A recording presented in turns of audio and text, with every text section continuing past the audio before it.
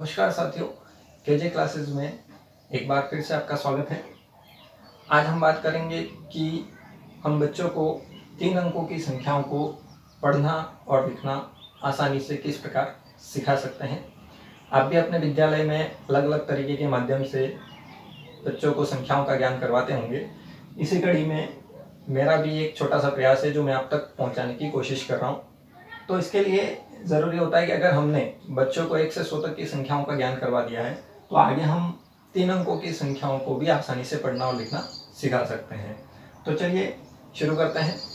तो बच्चों, आज हम सीखेंगे कि 3 अंकों की संख्याओं को हमें किस प्रकार से पढ़ना और लिखना है। तो देखिए, 3 अंकों की जो संख्या होती है उसको हमेशा हम इकाई, दहाई और सैकड़ा के रूप में लिखते हैं, ठीक है। और इसको जब हम पढ़ते हैं तो इसको हम 100, दहाई और इकाई के रूप में पढ़ते हैं, ठीक है। और साथ ही यहाँ पे इकाई का जो अंक होता है हमेशा इकाई के स्थान पर भी एक ही अंक होता है, दहाई के स्थान पर भी एक ही अंक होता है और सैकड़ा के स्थान पर भी एक ही अंक होता है। लेकिन जब हम इसको पढ़ेंगे तो पढ़ते समय हमें ये चीज़ ध्यान रखनी है कि सैकड़ा का जो अंक है यानी कि 100 के स्थान पर जो अंक है उसको हमेशा हमें अलग पढ़ना है, अकेले पढ़ना है। लेकिन दहाई और इकाई के स्थान पर जो अंक है उन दोनों को मिलाकर एक साथ पढ़ना है, यानी कि इसको हमें पूरी एक संख्या के रूप में ही हमेशा पढ़ना है, ना कि अलग अलग पढ़ना है, ठीक है।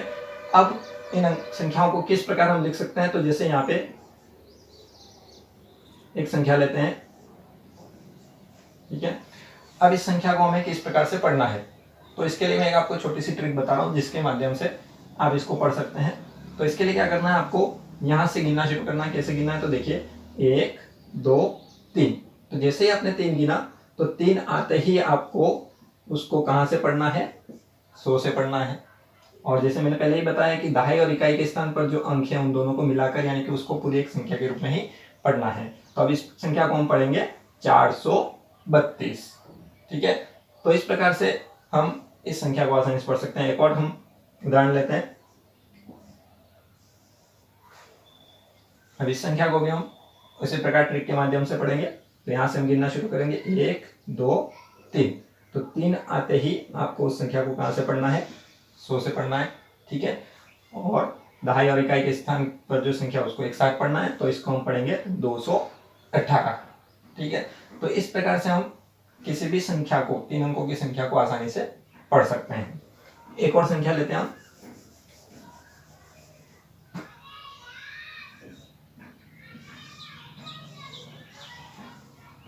अब इस संख्या को भी हम उसी ट्रिक के माध्यम से पढ़ेंगे। जैसे यहाँ से हम शुरू करेंगे गिनना 1, 2, 3। तो 3 आते ही हम उस संख्या को कहाँ से पढ़ते हैं, 100 से पढ़ते हैं, ठीक है। तो यहाँ पे इस संख्या को हम पढ़ेंगे 706। तो जैसे जैसे हम आगे बढ़ते गए यहाँ पे आ गया कितना, 6। अब यहाँ पे एक और चीज़ मैं आपको बताना चाहूँगा कि इन संख्याओं के ज्ञान के साथ हम बच्चों को स्थानीय मान का भी ज्ञान करवा सकते हैं। कैसे, तो जैसे यहाँ पे मैंने 7 के पीछे क्या शब्द लगाया, 100, यानी कि 7 के पीछे लगा 100। तो 100 इसका मान जो है वो कितना है, 100 है, यानी कि ये 700 है। और यहाँ 6 के पीछे ना हमने 100 लगाया ना दहाई लगाया, तो इसका मतलब 6 के पीछे कोई मान नहीं लगा। 6 के पीछे कोई मान नहीं लगा मतलब ये जो है वो किसका अंक है, इकाई का अंक है, ठीक है। तो इस प्रकार की जो संख्या आती है जहाँ पे इकाई, सैकड़े के बाद सीधे इकाई का अंक दिया हो और दहाई का अंक नहीं दिया हो, तो इसको हम इस प्रकार से आसानी से बता सकते हैं बच्चों को कि वहाँ पे दहाई के स्थान पर हमेशा क्या आएगा, 0 आएगा, ठीक है। क्योंकि कई बार हमारे सामने समस्या आती है, जैसे मान लो यहाँ पे एक संख्या में शब्दों में लिख के बताता हूँ आपको।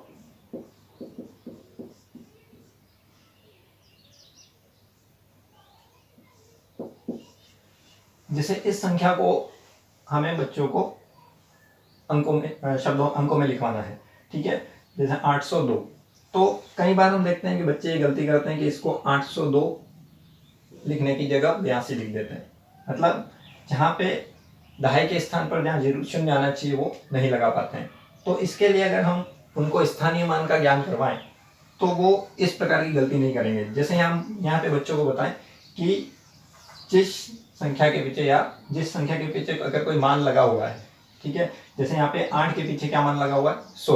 तो इसका मतलब ये है कि ये कहाँ पे आएगा, सैकड़ा के स्थान पर आएगा। तो वो उस अंक को सैकड़ा के स्थान पर लिख देगा। अब यहाँ पे कितना है 2, तो 2 जो है उसके पीछे कोई मान नहीं लगा है, इसका मतलब वो कौन सा अंक है, इकाई का अंक, तो वो इकाई की जगह यहाँ पे लिख देगा 2 और उसको अपने आप पता चल जाएगा कि दहाई का मान नहीं दिया, इसका मतलब वहाँ क्या लगाना है, 0 लगाना है। ठीक है, तो इस प्रकार की जो संख्या है जहाँ पे बच्चे अक्सर गलती करते हैं उनको भी हम आसानी से इस प्रकार से लिखना सिखा सकते हैं। ठीक है, तो आज के इस वीडियो में इतना ही।